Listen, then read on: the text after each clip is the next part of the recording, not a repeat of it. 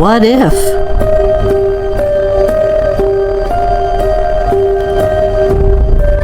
You woke up tomorrow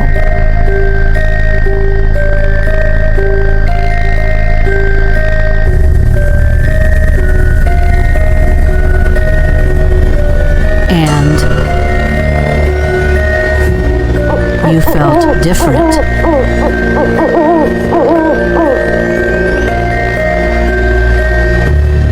What if?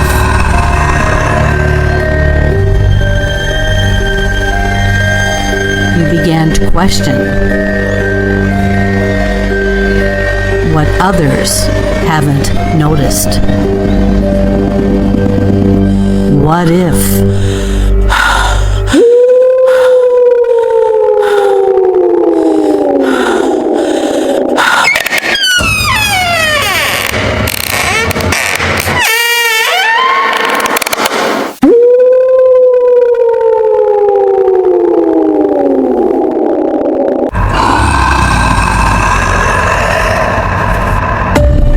I began to have experiences I could not explain at a very young age. Our worldview is filled with intrigue, wonder, adventure, and of course, mysteries. However, there are some situations that we cannot fully explain, and it's time we open up this dialogue and talk about our experiences. I am your host, Dr. Kellie Renee Schutz. Welcome to Haunted Mysteries. Welcome to Haunted Mysteries Podcast. I am your host, Dr. Kellie Renee Schutz.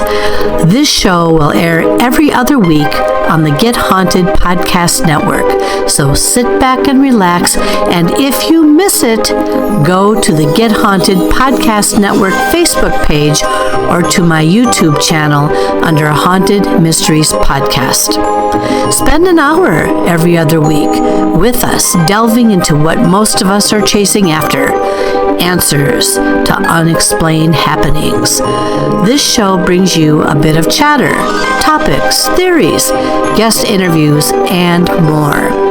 May you be a believer in cryptids, apparitions, UFOs, consciousness abilities, or anything else. Know that there is another person out there who has experienced something similar or a bit stranger.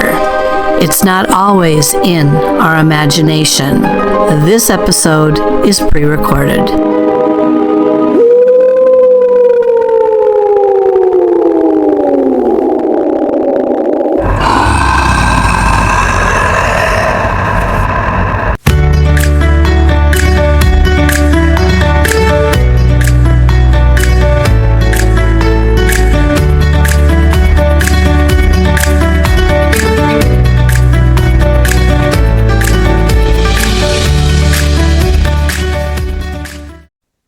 Good evening, everyone, and thanks again for joining me for another episode of Haunted Mysteries Podcast. My name is Dr. Kellie Renee Schutz. I am the host and the producer of this show. Tonight we have a very unique and interesting guest.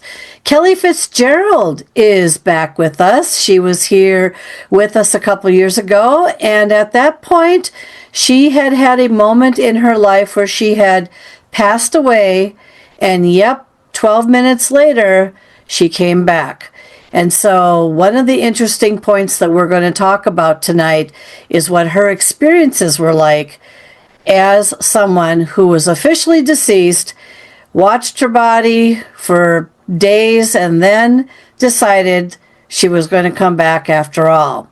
But before we get into that interview, why don't we take just a moment here and learn just a little bit more about my special guest this evening, Kellie Fitzgerald.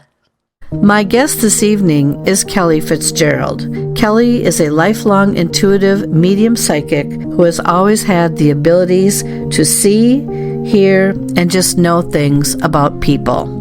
She is also an established author. She has written various books on energy work, children's series involving a deaf child, poetry books, and a new book which she is currently in the works in writing and getting out, a moment when she had passed away, met God, and had come back to Earth. She is also an experiencer of everything paranormal and also extraterrestrial.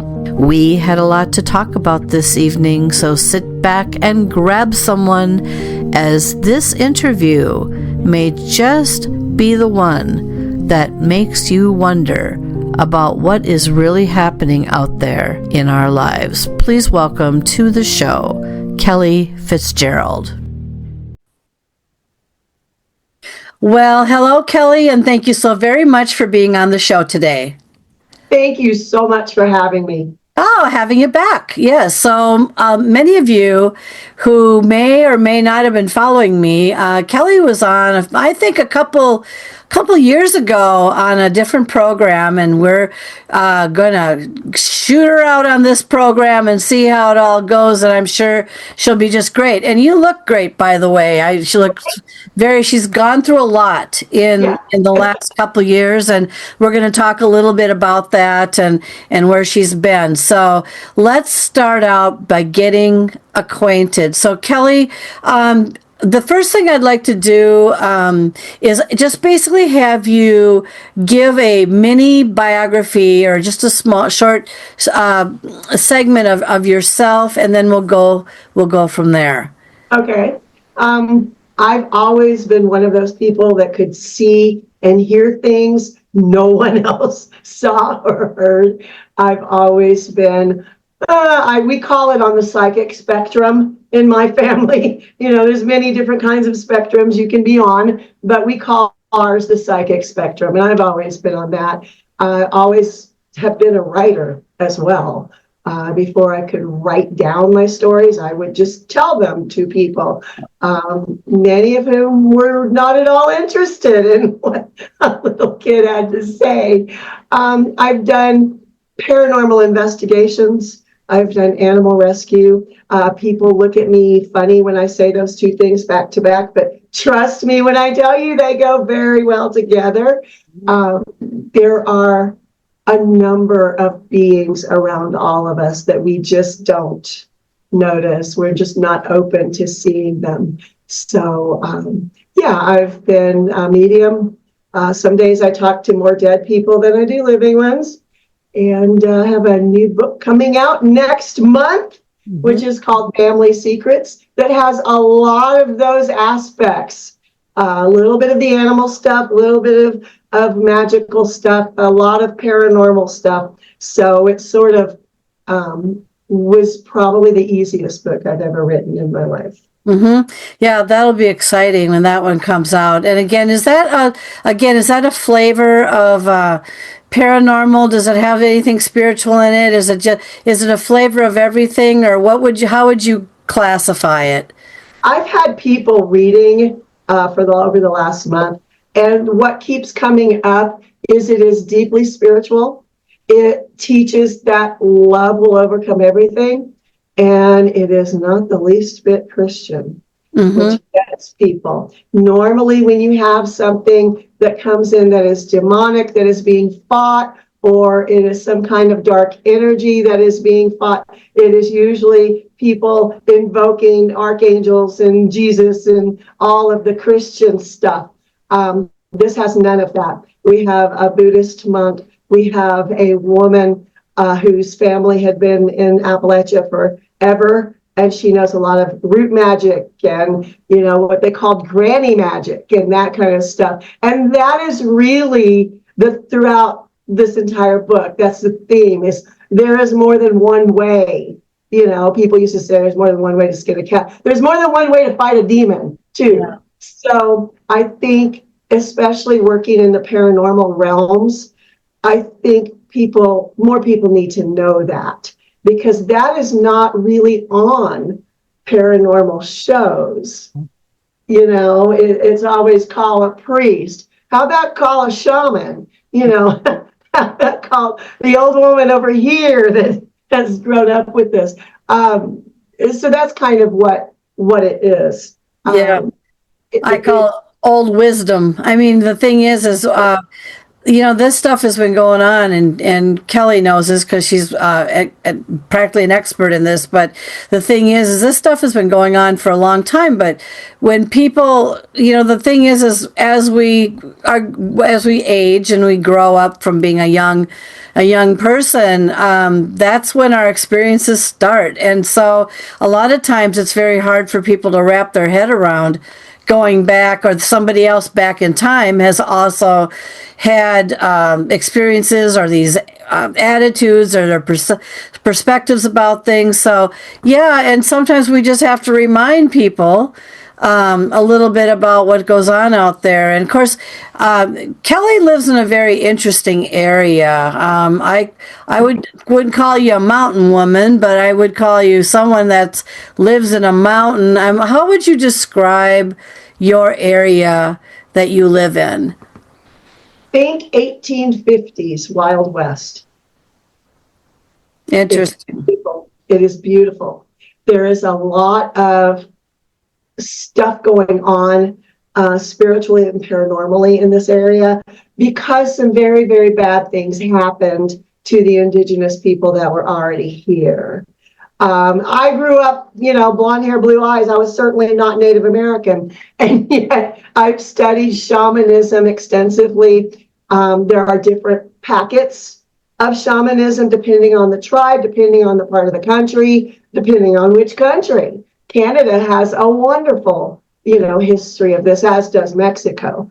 So to me, this area, if you know what you are looking at, not necessarily looking for, because they'll just pop up. Yeah. If you know what you're looking at, it's fascinating.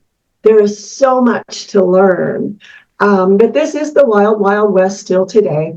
And not a whole lot has changed. There is a nearby town who is essentially the same as it was 100 years ago. Cool.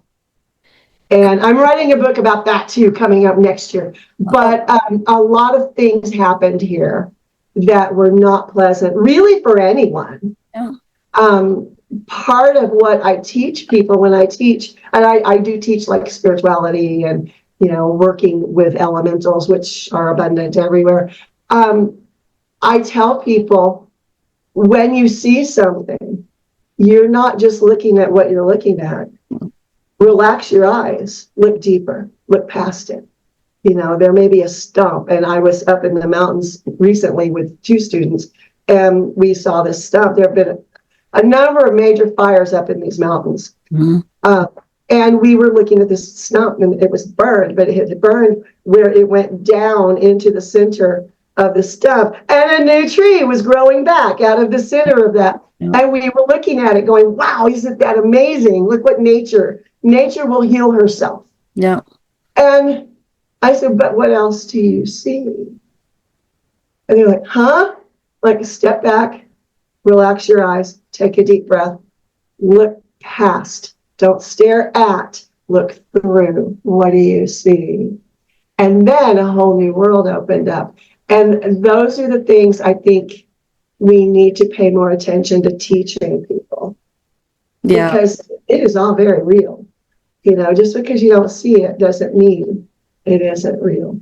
No, that's exactly part of my theme. Just because you don't see me doesn't mean I'm not here. Sometimes it is here. And a lot of people do say that these living, trees, flowers, everything that you can think of. Even, I don't know, I have a hard time sometimes wrapping my head around rocks, but, they even say that that's kind of a living type of inanimate object or whatever. And it's just kind of, I know people see it and they go, well, it's just a rock, but I don't know. There's energy in everything, including these rocks. And by the way, she lives up on a mountain where that sun is probably pretty penetrating. And so everything around her is getting a good solid dose of rays or energy or something. And so I can only imagine, I would love to be just something looking at that town that you're talking about, that back, 100 years ago, when these things just kind of sit stagnant, they still have life to some degree. It's just we don't necessarily see what the life is, even though it is it an abandoned town. No, it's not completely. But if you look at it, one of the things that I have done throughout my life in meditation is if I want to look at the energy of something, I have the ability to raise above it and look down. And you see the spirals, you see the tendrils coming off. And a lot of them around that particular town are very, very dark. And when you ask questions, and I ask question after question to my guides, and like I said, I did study shamanism, so I have that avenue as well with Native American peoples that I have studied with, and living and deceased, and stories about things that happened and how horribly the Native Americans were treated when white settlers came here, and all of these terrible, terrible stories that you will not find in a history book. But these people believe these things happened. And you have to look at a whole culture. It's not like one kid said something, 100 years ago. The whole culture is in agreement. This is what happened.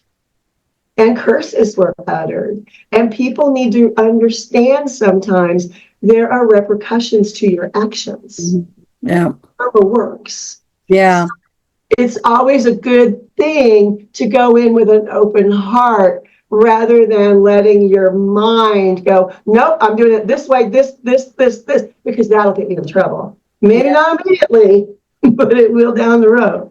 Well, it's fascinating, and I agree. I mean, a lot of us, we just keep marching to the beat of the drum here, but there are things that do happen and affect people that do last a very, very long time. So let's jump back for a second, because again, for those of you meeting Kellie here for the very first time, how did you fall into either paranormal or otherworldly or spiritual? How far back can you go, and what happened that started either your awakening, or you just realized that there's another part of this world here? I could always see things that nobody else could see. My very first memory is they put the baby in the haunted room is what they did. That's what they did. I don't know if that's what did it, but my first memory is of, I always thought he was a male figure leaning over the crib going, like he couldn't breathe. And it didn't scare me. I thought it was the funniest thing ever, and animals have always been around me. It took me months to realize the cat I was playing with was not a live living cat. I just saw them as real. They were there. What do you mean there's not a cat there? I'm petting it right now. And it really freaked people out in my family. They're like, oh no, what do we do with this one? But it's been a lifelong, I tell people it's been a lifelong affliction. And I mentioned to you before we started the show, I have been battling with some health issues. And about a week ago now, I did my first paranormal investigation in months. And I was like, yes, I'm back. It's just something when it gets in your blood, you can't get it out. It's like, that's who you are. And since I've always spoken with other beings, to me, it's fun. It's learning. It's, why are you still here? Why are you being mean to that person over there? What did they do to you? That kind of stuff is just really interesting to me. It's, walk into an old Victorian home in San Francisco, and I had bought it. It had been abandoned. I was going to, restore it a bazillion years ago. This is not recent. But, I walk in and there's this little room that's like barely bigger than a closet. And I said, all right, why'd you do this? And I hear we needed storage. That is where the brooms and mops were kept. You walk through it. There was room over here for cleaning supplies, room over here for cleaning supplies. There was no other storage. Okay, I get it. And then, the real estate agent at that point thought I had lost my freaking mind. But I said, this was where they stored cleaning supplies. See, you can tell on the walls, there used to be shelves here. Somebody removed the shelves. If there had been shelves there, I could have walked through and said, oh, this was storage. But because the shelves were gone, it made no sense at all. Mm-hmm. So you learn a lot being open, but people get confused. You're not leading with your mind. You're leading with your heart. And yes, you need lots of protection before you do this, but you learn how to do it. And you learn that sometimes beings that look mean or horrifying are the sweetest entities you can come across. And that's why you lead with your heart, because your head as a human being is going to put you in a fear mode. And if you're afraid, you're not going to see anything. I told this story a long time ago where the very first time I went scuba diving, and I had always wanted to. I grew up around water. I wanted to scuba dive. And the first time was in the Bahamas, went scuba diving. All the fish were black. I could see no colors because I was so afraid. It might have had something to do with Jaws had just come out. I'm going to say, that would be a little bit on the terrifying side. I have a question for you regarding your ability to hear voices. Now, I'm telepathic. When I'm on, I'm really on, which means but I don't usually hear male or female voices. I just hear a voice of something that speaks to me, and I pick it up. How do you sense or hear those that are communicating with you? It depends on them. I did a reading the other day for someone, and she said the same thing you just said. I kind of hear, but all I hear is this one voice. Well, that is your higher self, most likely, and you just need to move out of the way, let the other ones come through. And I hear distinct voices. If it is not going to be a distinct voice, it will be a distinct picture. Mm-hmm. I kept seeing images of old trucks and more old trucks, and they were all different colors and all different makes and models. And I said, okay, they're showing me a series of old trucks. Her grandfather had a truck lot. A truck lot. Truck lot. Mm-hmm. And she said, that's Grandpa. Okay. Didn't hear a voice, but I was seeing pictures. Mm-hmm. And it depends on them. A lot of the time, they don't have enough energy, or they haven't been there long enough. People always I want to communicate with my mom died. Okay, well, when did she die? Well, yesterday. Okay, she's not going to talk yet. Yeah. Not going to talk yet. But, sometimes they are quite chatty. I have a personal guide that I received from an old client. She passed away. And when I would do readings for her, she would always talk about Dewey. Dewey. And I'm like, Dewey? Yeah. Like Dewey or Dewey? Yeah. And it was his name. And she said he's a great uncle. He's an Aussie. And, we would communicate with him. When she passed away, in the middle of the night, there's a man standing beside my bed going, good day, I'm Dewey. I'm with you now. And I went, oh, great. She gave me Dewey. Yeah, I was going to ask you that. So when you do readings like that, are you acquiring some of these individuals or something? Or that one seems... Depends. Sometimes he had been her guide. And sometimes when we ascend, when we go on to the next level, if we have done enough work as a human being and we are ready to ascend to the next level, and then that's where reincarnation comes in. Some of us take a lot longer to get there than others. Mm-hmm. But when we do that, we have choices. People think, oh, I just kick back forever. No. There's still work to do. And you can be a guide. You can choose that to be a guide, either for loved ones or for people you just resonate with. Mm-hmm. And in his case, which he is a Kiwi, not an Aussie, she was incorrect. He says he's a Kiwi. And he just decided, well, I was guiding that one, I'll guide this one now. And they can do that. Sometimes they will flip between family members. You have a large family and like a father figure crossed over. He may come to this one and then that one and then this one and over there. They can choose to come back into a family if they want. I don't know why anyone would want to, but but that's a choice. So people have some misconceptions with what happens, when we die. Choices. Yeah.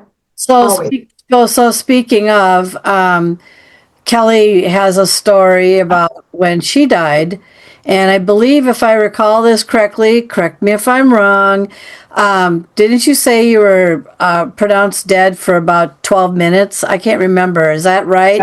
They kept bringing me back and losing me. And what was happening, and I told one of the EMTs that was working so hard on me, turned out to be a friend of a friend, and he wasn't going to give up.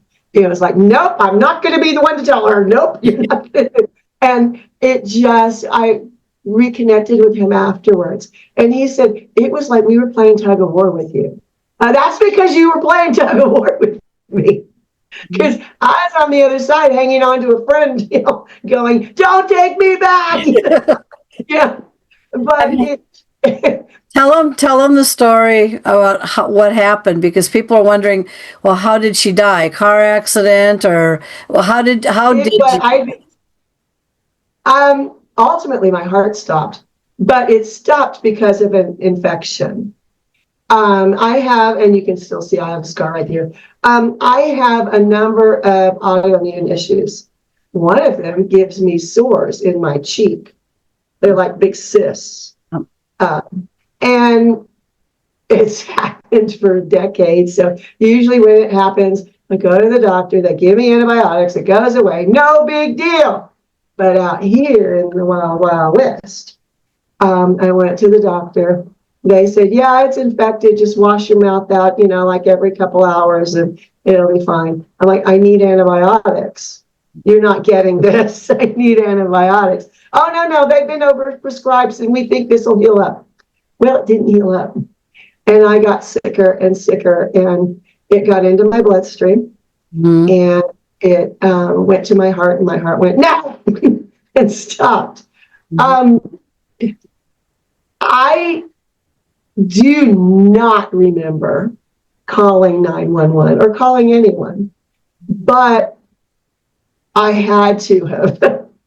So I don't know. I guess they kept me alive long enough to make sure help was on the way. Or the dogs are really talented. Either one. It could go either way. But when the ambulance got here to my house, they realized I was dying. And they had to keep me alive. And they did not have the experience or the equipment to do that. So I sat on my front porch while a horrified looking, very young ambulance technician was staring at me like, what are you waiting for? I'm dying here. Well, they called another ambulance. So the second ambulance came, and I died in that ambulance briefly, and they brought me back. And I remember waking up and going, crap, I'm in an ambulance. What if I'm stuck in an ambulance forever? What if I cannot get out of this ambulance? And I was making myself think and laugh about the possibility of a soul being stuck in an ambulance for all eternity. And that brought me back. I started breathing. And periodically things would happen that would make me laugh, and I would start breathing. And that happened until they got me to the helicopter. And once I was in the helicopter, I was like, nah, I'm not. I've made it to the helicopter. I've done my duty. Leave me alone. And I remember sitting outside the helicopter and looking at the view. And that's how I knew I had died. But it was an infection that went into my bloodstream and caused my heart to stop. I was gone for a long time, and they did all sorts of medical tests. They were sure I would have brain damage or something, and they were looking, and I was kind of in and out when they were looking at things. And finally, a doctor came in, and he said, "Are you Buddhist?" "I don't subscribe to any religion, no." "Okay. Why?" Your brain activity is like that of a Buddhist monk in meditation." And I said, "Well, let me tell you, death is one hell of a meditation. I mean, I don't know how else to put it." And he just kind of laughed, and I said, "Can I see those tests?" And yeah, we'll give them to you. Never saw those. Never saw those results. And I asked for them repeatedly, and nurses asked for them, and doctors, the same doctor who had spoken to me, looked at this nurse like he didn't know what she was talking about. So I don't know what was on those tests really, but there's a bajillion videos on YouTube that you can look at to see brain activity of psychics. I think that's what it was. I think it had very little to do with the fact that I had died. I think my brain just works differently, as does everyone else who is like I am. But you can't really tell a doctor that. They don't want to hear that.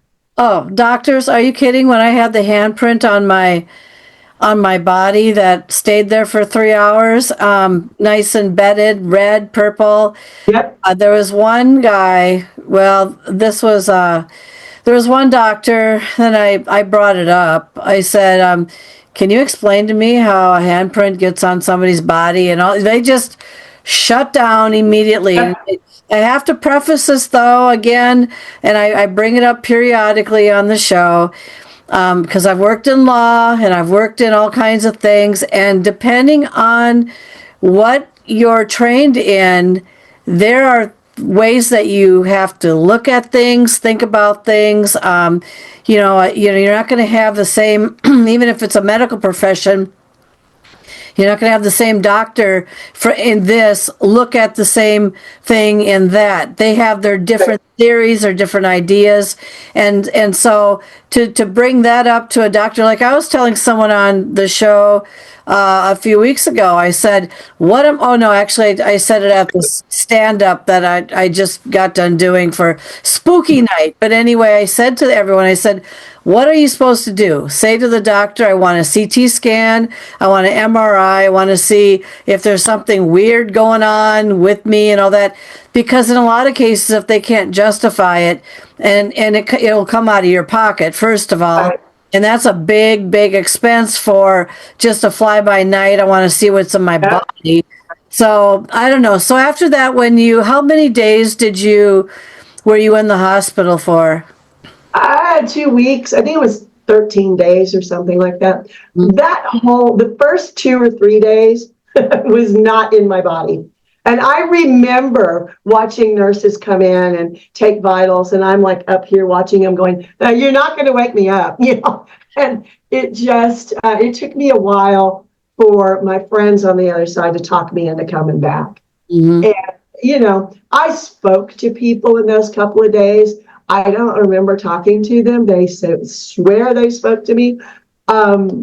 I asked one person, "Were you sure it was me?" Because I don't have any knowledge of it. But, I looked at my phone records, and my phone talked to somebody, whoever it was. It was really surreal. And all I could do was laugh. And, my daughter was frantic and boo-hooing, and my friends were all upset. And I'm like, look what I can do. And I'm spinning, it was just, I was not upset. I was completely fine. I was like, you guys will get over it. It'll be okay. And they were like, you have to go back. No, I don't want to go back. You have to go. I don't want to. So it was kind of, it took me for sure 2, but I think really 3 days to get completely back in my body where I would stay there. A couple of times I came back, but I went out. And it was just, I don't know. Well, what people are thinking right now. They're asking the next question, of course, is where do you go when you die? Is there a God? Who did you meet? What does it look like on the other side? What kind of details can you give us about what your experience has been? Because a lot of people, if they have certain belief systems or whatnot, they may have different death experiences as well. What was your details for your death experience like? Did you go through a tunnel? Did you see nothing? What can you tell us about what you went through?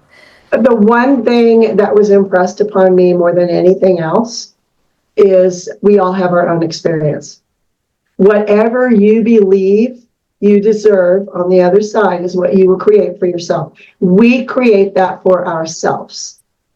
It was, for me, I went through a psychedelic hallway. It was like painted by the Grateful Dead, like black art, scribbles and just shapes that would change and morph. And that was my tunnel. And I was standing in the tunnel at one point going, that's cool. And I heard voices calling me on the other side. It's like, don't get stuck in the tunnel. There's more. And I was not met by family members. I was met by my 2 closest friends who obviously preceded me in death, and a bajillion animals, like every animal I've ever loved in my life. And that was my experience. Source is source. If you want to call it universe, grandfather, source, God, whatever you want to call it, we are all connected. What connects us all is love. It's not up here, it's in here. And that is something I already knew. So it wasn't like that was some eye-opening experience. The eye-opening experience for me was that my family wasn't there. I've lost a lot of people in my life, a lot. Well acquainted with loss. They weren't there. And what I have always intuitively known, and I've had several psychics that I studied with early in my life tell me that my family was not my family. I volunteered to be born into that family to help them heal. So from that standpoint, it would make perfect sense why I never felt like I was part of that family. And I never felt like they would be there. I just never thought they would be there. So I created that experience for myself. And it was fine. What mattered to me were these 2 people that were there, and all the dogs and cats and rabbits and guinea pigs and birds and so many, and tortoises and frogs and horses and you name it. I've probably taken care of it at one point in my life. And they were there. To me, that told me I was loved. There is no unconditional love like an animal. And that was what I needed in that experience. And that is also why it was so difficult for me to come back. I did not want to leave them. Yeah. So one of the questions that someone would bring up is, and I don't know how you would answer this. So think about this for a second. So, all right. So, how do I start this? So, I've talked with other individuals who also proclaim, even though they haven't died, they might have been in concussions or they might have been in a, out for a while, a coma or something like that. And, I don't know how you would, if you were in a same room with another individual who claims that they can, people can talk to their family members or whatever, that kind of thing. And they have a vision that, oh no, you're going to meet God or the source or your higher power or your guardian angels or whatever, right? How would you handle a conversation with someone like that when you have actually passed away in your experience and have had something that doesn't necessarily match what they're proclaiming a person will ultimately go through when they die? How do you handle a situation like that, or do you not even say anything and handle it at all? What would your thoughts be on that? I would say something probably regardless, but especially if the person was open. A lot of people are very closed. And if you've got someone who's very closed, it is not worth your breath to try to educate them. I've tried it. It doesn't work. Yeah. But we all create our own experiences. So whatever you believe is what you will experience. After I came back and I wrote my book, I talked to a lot of people who have had NDEs and a couple of other people who were in a coma or had, some kind of a very severe concussion. And all of the experiences have similarities. We all always have the ability to speak to those on the other side. Most of us never develop that. So I think for me, and I actually had a priest tell me this, is that I think for you, because you're already working as a medium, going to the other side was, oh, that's what you look like. Okay. And he had a valid point, because I have always been so open to communicating with other beings, multidimensional beings, beings from extraterrestrial beings, from other realms, other dimensions, that to me, it was like, oh, hey, I've been talking to you forever, So maybe my experience was a little bit easier in some ways than a lot of other people. But I have spoken to a man who swears he went to hell. And I said, so you're a Christian? Oh, I don't have any beliefs. You have to believe in God to believe in hell. There's no hell without a heaven. And I watched his brain break right in front of me, because he had never thought of it that way. And he said, valid point. Turned around, walked away, never saw him again. I think I broke him. I swear, I probably broke this poor man. He's in a corner right now going, blah, blah, blah, blah, because it just, but we do create we create our own lives here. We create our own experiences there.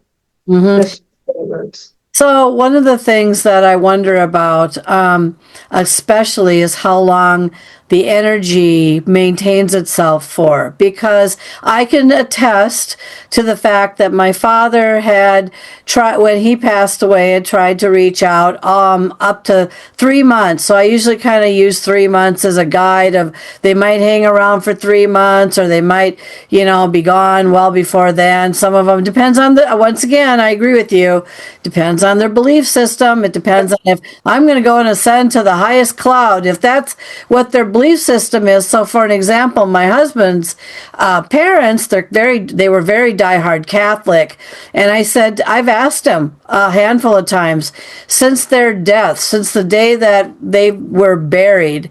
I had an experience with his mother and also with his father, but there hasn't been hide nor hair of any kind of essence of them hanging around at all. My dad, it took till like February, 3 months. When I say February, December, January, February, before I finally, at that point, he just kind of didn't necessarily stop by anymore. So I don't know. What are your thoughts about how long energies hang around for? It depends, again, on the person. But I will tell you, sometimes people reach out before they go. Mm-hmm. My grandmother did that. I was sound asleep. My daughter was sound asleep. My grandmother died, and she came and woke us up and said, "I'm going now." And we're like, "No, you're not. Get back here." But that is, I've heard of other people having those experiences. Mm-hmm. Once they're on the other side, the soonest one I've been able to contact is about a month after they have crossed over. And people don't understand that. And here's how that works. An energy body is very different from our physical bodies.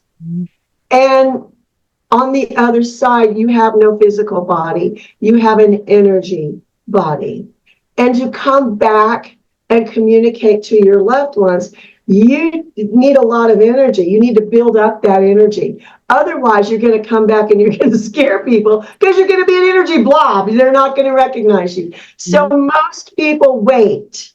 There's been a couple that have not, but most people wait until they have sufficient energy built up and they know how to use the energy body. That's another thing, before they try talking to or reaching out to someone. I have had a couple of people, we got called in, I work with a couple of people doing paranormal investigation. We got called in because someone thought they had a demon in their house. And I went, not likely, but all right, we'll be there. And we walked in and I feel an old woman in an old house dress that they used to wear with an apron on. Yeah. And I see her in the kitchen and she's got gray hair and she's got those bobby pin things keeping it up here. And I saw her and she looked and she smiled at me. And I went, okay, clearly not a dude. Yeah. And I asked questions. What are you seeing? What is going on? How is it, And they had freaked themselves out because initially when she started appearing, she was a blob. So they would get up in the middle of the night, they would see a blob. Oh, it's a demon, it's a blob. No. It was your grandmother trying to say hi, but she didn't have enough energy left, yet. And people jump to conclusions. Mm-hmm. Nothing against Christianity, believe what you want to believe, but they are the most likely, in my experience, devout Christians are the most likely to jump to that conclusion that something is demonic. Yeah. And it makes me laugh. Yeah. It makes me laugh. The same people will buy their teenage daughter a Ouija board, though. I know. It's like... I know, so you can open it up and bring one in, so I don't know. Yeah. I think it's interesting how people grab onto certain beliefs. They either get you when you're really young, but you know what? My beliefs started out one way and they've actually have neutralized to something a little bit different now. And I do not believe that everything is a demon, although I have to tell you, I have friends that believe things are all demons. And it's like, no, I don't think so. I think it's just a grumpy old spirit that, is territorial and doesn't want you hanging around.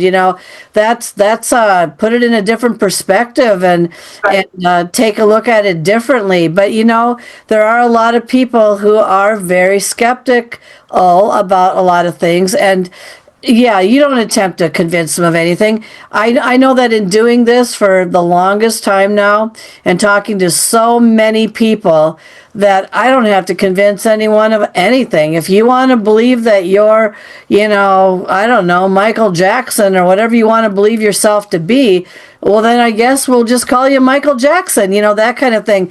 We always were taught in law that if somebody sounds a little bit, I don't know, out of off the beaten path, that if they want to sit and believe that that's what they are, well then okay, fine. We identify them as what they are. And that doesn't mean that they are Michael Jackson. It just means that that's how they identify them. And it's the same with your beliefs.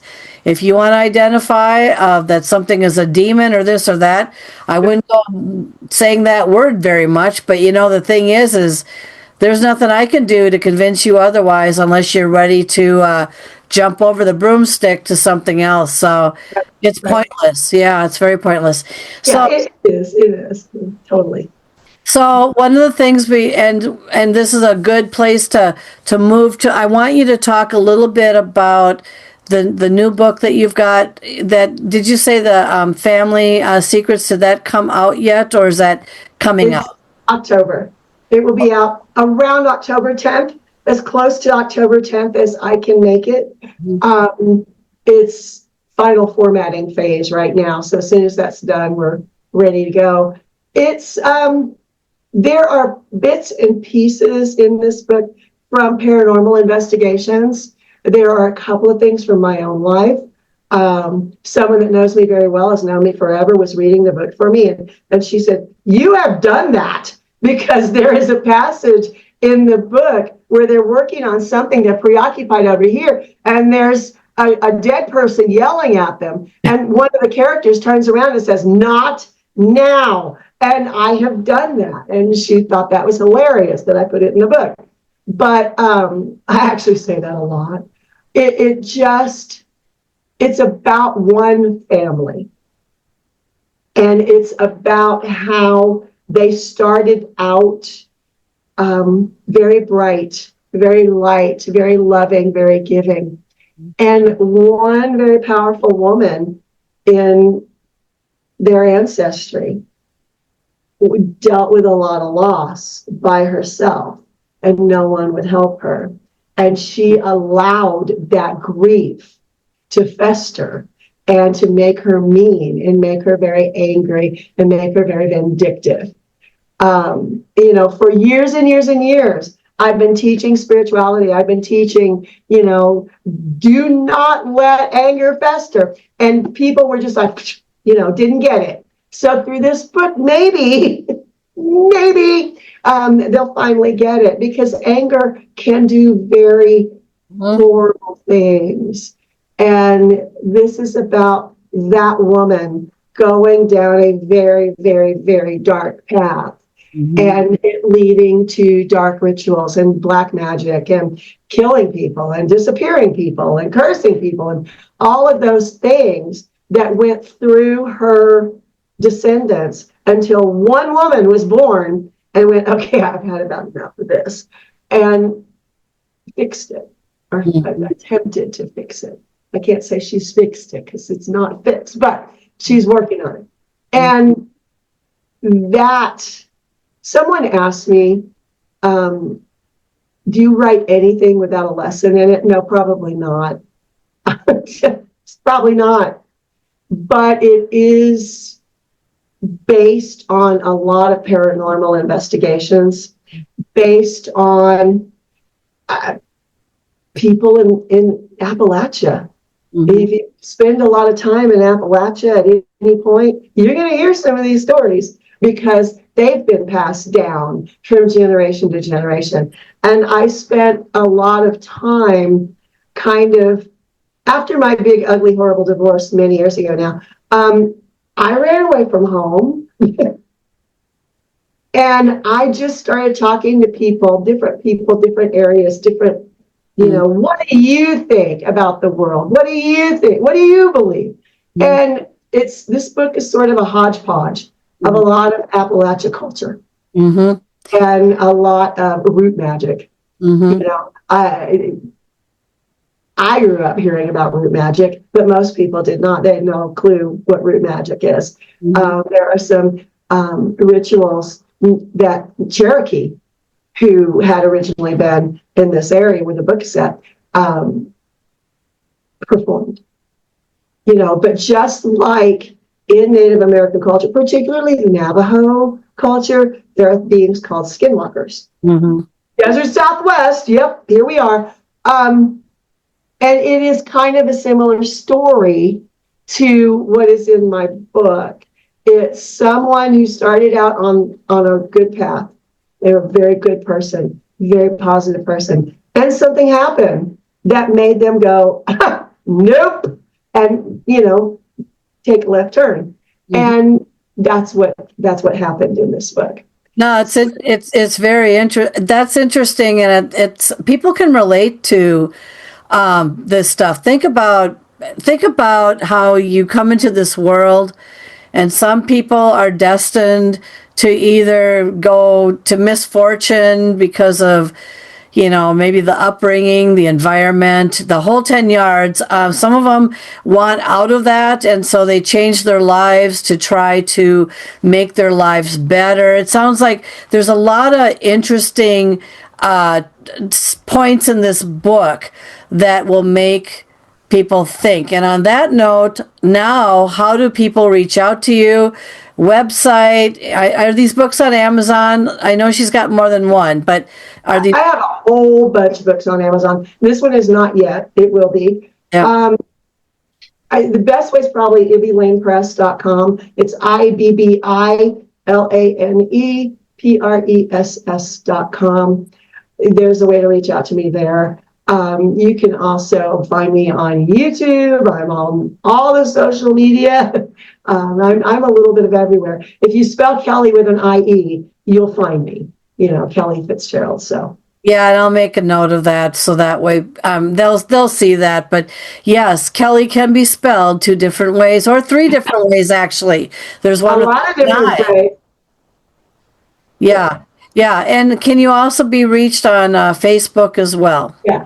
Okay, and I'll have all this in the show notes. So, well, when that book comes out and you're ready to write that next one, especially about that town, you know, for next year, that's we'll have you back and we'll talk something about that town, because, you know, people are fascinated by these old Western towns, even if they're half alive or half gone. They do leave their mark. So anyway, on that note, thank you so very much, Kelly, for being on the show today. Thank you. Thank you for watching and listening to Haunted Mysteries Podcast. The content, music, and creative sound effects as heard on the Haunted Mysteries Podcast are copyrighted and licensed commercially to Dr. Kellie Renee Schutz. Please do not reproduce in any manner without the express permission of Dr. Kellie Renee Schutz, Diamond Point Entertainment, LLC, Paranormal Universal Press, LLC, Haunted Mysteries Podcast, and or any affiliated networks such as the Get Haunted Podcast Network. The opinions and information expressed by the guest, hosts, and sources as heard and seen on the Haunted Mysteries Podcast are not necessarily those of Diamond Point Entertainment, LLC, Paranormal Universal Press, LLC, Haunted Mysteries Podcast, and the Get Haunted Podcast Network, as well as its producers. Although the content of the shows may be interesting, the information and opinions within are deemed for entertainment purposes only. Subscribe to continue your enjoyment and interest, and thank you for making Haunted Mysteries Podcast part of your day.